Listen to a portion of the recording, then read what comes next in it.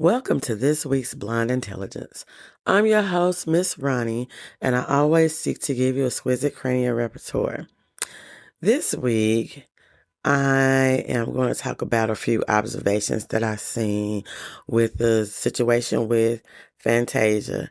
And if I feel like it, I might touch on the controversy with America's Next Top Model, or I might save it for another time because I feel like more information is going to come out about that. But Fantasia's father, and if you don't know who Fantasia is, I first became acquainted with the singer Fantasia along with many other people, which was on American Idol. She was like the bust out star. You always wanted her to win. She was so talented. And I remember one time she was in the bottom three, and they were saying, even if you think your favorite is safe, you still have to get out and vote. So I remember how relieved she was when she wasn't in the bottom three anymore. I think it was between her and Jennifer Hudson at the time, if I'm not mistaken. But we got a chance to learn a lot about Fantasia's personality. So if you became a fan of Fantasia, it was a fan of her as a package, that she was brought up in a church, that she sang to support her family when she didn't, because she had a child, her family when she didn't have a job. She talked about her struggle. She was very relatable to the average everyday person. So moving forward, and I would say she fell in love with a guy. And I don't like bringing up, people past relationships. And the only reason why I'm bringing this up is because of the pattern, I would say. In her first album, I can't remember the name of it, but I remember a song that she had, and I felt like that this song was created for that relationship with that guy that she had, the second baby by. But it was called Move On Me, and I was listening to how forceful she was singing it and how you could just tell that it came from the heart. And so I went back and looked, I was like, well, who wrote this song?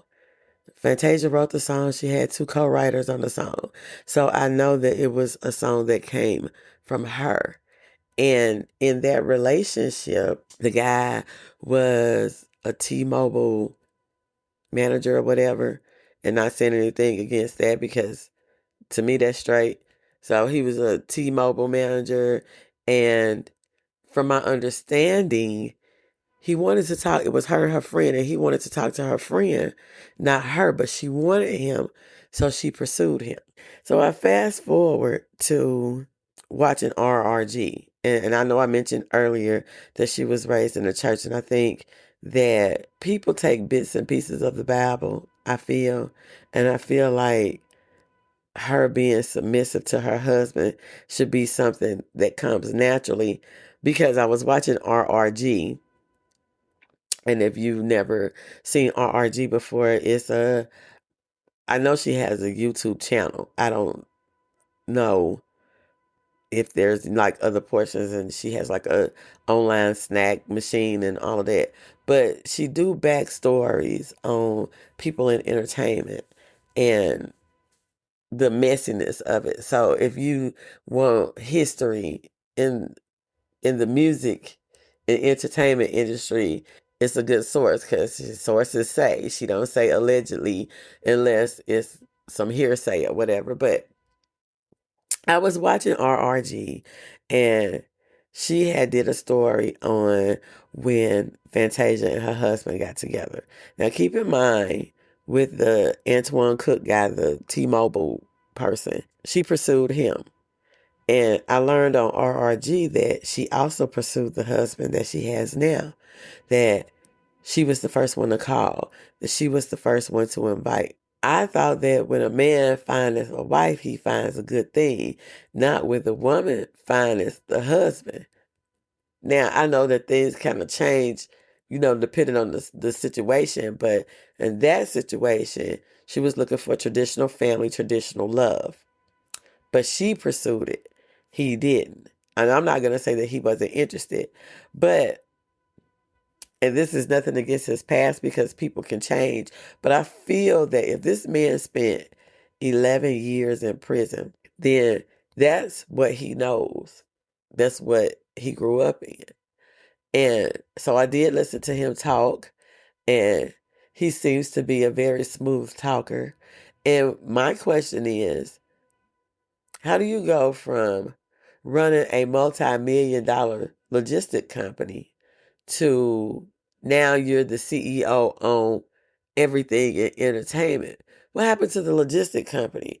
Even if you and the guys or whatever, him and the guys had a dispute, you still have a contract to make that money together.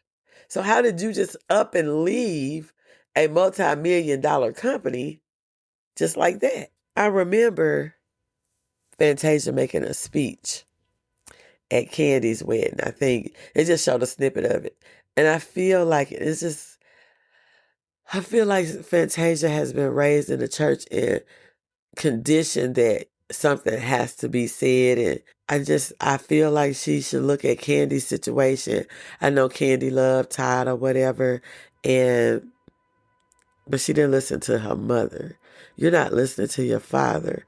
And then on top of that, you pursued these men on your own. They wasn't showing the interest. A man shows interest in what he wants. That's why I had to let one go. You talking about how busy you are? Baby, say less.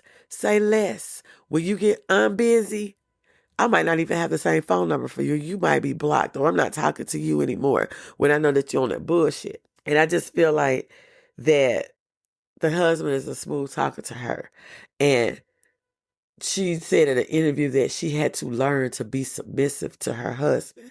That's bullshit, Fantasia, because any woman, if the situation is right, I'm talking about a healthy relationship, and the situation is right, a man don't have to convince you to submit to him. You're going to see that man is leading me in the right direction. I'm looking at how he lead his life, how he treat his mother, how he treat his children, how he has lived his life. What is his relationship with God? Not because I am the man. And that's what I'm seeing there. And I feel like because, and I could be wrong, I have been married twice. I have seen some women that would do anything to be married, to say they're married, to say that they're engaged.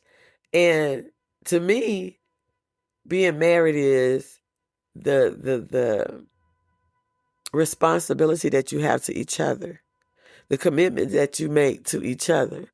And if at any point, yeah, you might try to talk through some things, but if one person's happiness is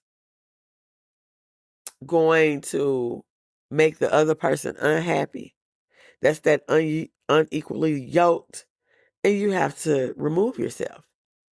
Now, I don't know if they were already married before the loss of the multi-million-dollar company, but her dad is saying that this man is using her, that all of his wealth is coming from things that she had already established, which could possibly be true. And I don't see anything with pulling your man up, but I do see a problem with if you're already established and you already have your own, there is no reason why you have to intertwine your relationship with your business, because you was already an established business entity. And if it does not make sense to do business together, why would you bring that man or that woman in to your business when, although everybody go in thinking this is going to be forever, this is it, we're never going to separate, and if we do, we're going to be fair to each other, and that shit never works. Now, I have a friend who is still married to her husband. She said they make more money together than apart. And they have accepted that they're not together, but they're still business partners. Instead of having a business contract, they just still have a marriage contract. But I'm not seeing this, especially with, I just feel like Fantasia should take some notes from what's going on with Candy. And I was all for, Todd and Candy. I really was. But it was things that started seeping out that I felt like that was not going to work. I remember watching Housewives one time, and I think Todd was on there, and he was like, there's nothing wrong with bringing somebody in the bedroom. Everybody does it. And I was like, hell no, Todd. Everybody don't do it. Uh, Anyway, those were things to me that stood out as red flags outside of the relationship. And when Mama Joy said that her daughter is a millionaire, he's a hundredaire, and there's a difference, I think about social class and wealth and all of those things. In the same way that these women will go and get a professional football player, or a basketball player, or somebody high in the tech industry or something, and whether they're physically attracted to them or like anything about them or not, they will still have children with them, knowing that you didn't like this person for real, and this child that you about to have is going to be half of that person and probably have half of that personality that you don't even like, but they'll do it anyway to secure their future. And people call that gold digging, but back in the day, families used to marry their daughters off to rich or well-to-do families because they had to keep the generational wealth going. So I feel like Todd staying in the house, and I know this got off subject, but Todd staying in the house, Todd refusing to leave, Todd putting forth his persona, and two things could be true at once. Three things can be true at once, and they can be entirely true, depending on the perspective. But I think that Fantasia needs to not... Oh, I wanted to say this about the husband. I don't like the fact that he tries to talk to people and try to make it seem like he has so much sense in how I need to appeal to your logic. And he said, my wife came to me and she couldn't even buy a bag. That's not our business. If your wife came to you, why is that not between y'all? It could be, my wife came to me during a financially difficult time. Not she could even buy a bag. And then when he said, and the $3,500 that she didn't want to give to you, that I convinced her to give, okay, if it was her money, you shouldn't even have an issue with anything. And Fantasia, you should have an issue with your husband telling your father that he is the one to convince him to give... He convinced you to give your own father some money. I noticed from that first album, that Move On Me Baby, Move On Me Baby. From there, you was a very headstrong person and you don't listen. And you can have the nicest heart, but not be able to accept criticism. I remember one producer saying that Fantasia allegedly, I'm gonna say, had a second album ready to go, and all of a sudden she just decided she wanted to do gospel. I don't know if this was during this time and she was trying to pray and ask the Lord to help her get through this broken heart with this previous man. But I just kind of feel like that she was friends with Candy. Candy was getting married. She wanted to be married. They were friends with Tiny. Tiny been married. They want the married life so they can have the married wives couple. I'm surprised they don't have some type of TV show about friends in the music industry who are all married and have these different relationships outside of the music industry, but how they have intertwined their husbands into their marriages. Now, I don't see anything wrong with opening a business with your spouse. But it has to be a business that makes sense, not just bringing them along just because. And I think that was a lot of what was going on. But I'm going to leave it with Fantasia, listen to your father. Fantasia, listen to your father. Fantasia, listen to your father and pray.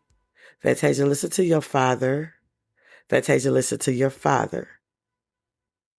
I'm not saying that you have to do what he say, but I think you need to listen, not hear. Listen to comprehend what he is trying to say to you. Listen with your eyes to what you see with Candy and Todd. The situation with how her mother constantly had something to say. And people were saying that Mama Joyce was too involved. No, Mama Joyce was not. Mama Joyce has known Candy longer than anybody else. Fantasia's father has known her longer than anybody else besides her mother.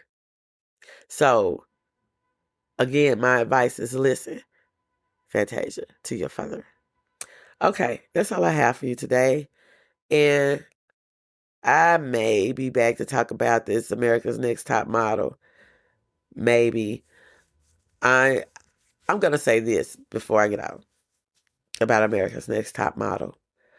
I remember watching it growing up. And me as a teenager say, I would quit. I wouldn't endure that because I have more self-respect than that.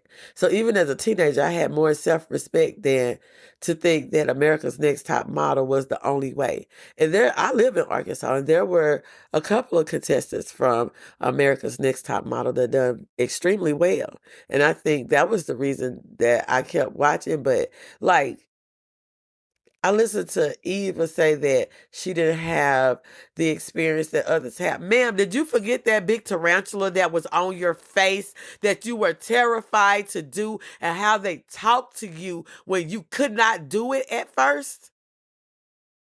What do you mean your experience wasn't the same as others? Abuse is abuse. You were forced to do something that you did not feel comfortable doing. Some people forget because they don't want to break those business ties. And I feel like that if you don't want to tell the truth, don't say anything. It'd be just as easy to say no comment. You know, that Janice Dickinson, I remember watching that show.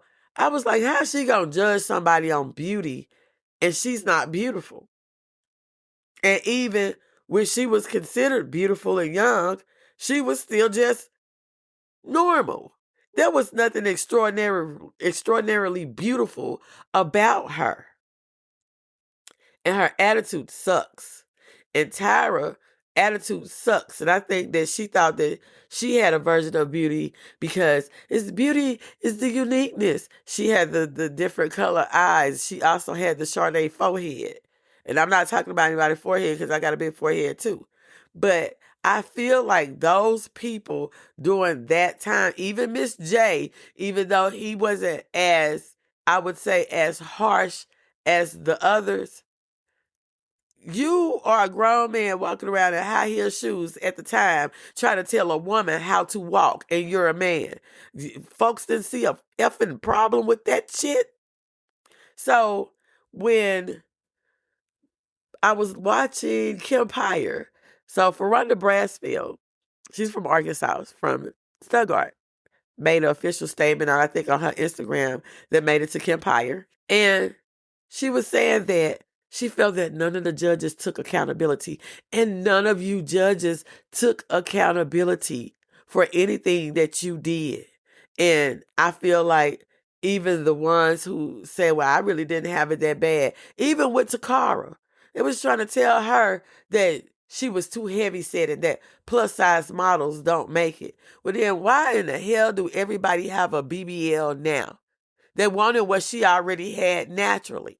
So I felt like that the show, because I quit watching it after so long, because I was like, I would have quit because you're not going to holler in my face. You're not going to tell me what you as a human being tell me what's not beautiful about me. That's why I don't know if I even want to devote doing a show on the backlash to America's Next Top Model. Not at this time, but I feel like some more is going to come out. I remember Shandy with the glasses. She's tall and skinny.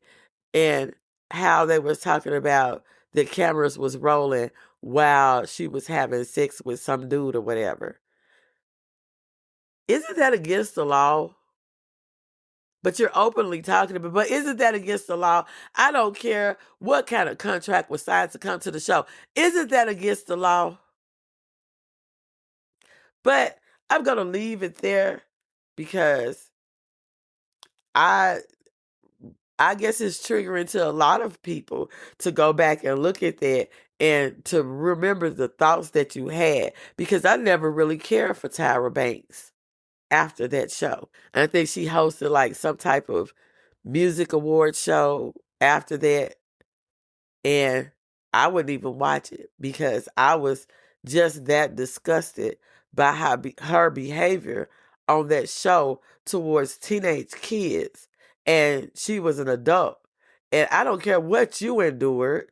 If you know that it didn't feel good, why would you do it to somebody else? But anyway, you can catch the podcast on all podcasting platforms. I'm trying to be on my Spotify and my YouTube right now since I don't think that I'm shadow banned anymore. But anyway, my tag is Blonde Intelligence. And remember, you can get your merch on my website. I'm about to close that website out, though, because I'm getting anyway. But anyway, I'll catch you next week. Bye. Hey, girl, let me tell you about this podcast. Girl, everybody has a podcast these days. But this one interviews new and interesting indie artists. It's called Indie Artist Music Hustle with Blonde Intelligence. Really? Where can I find it?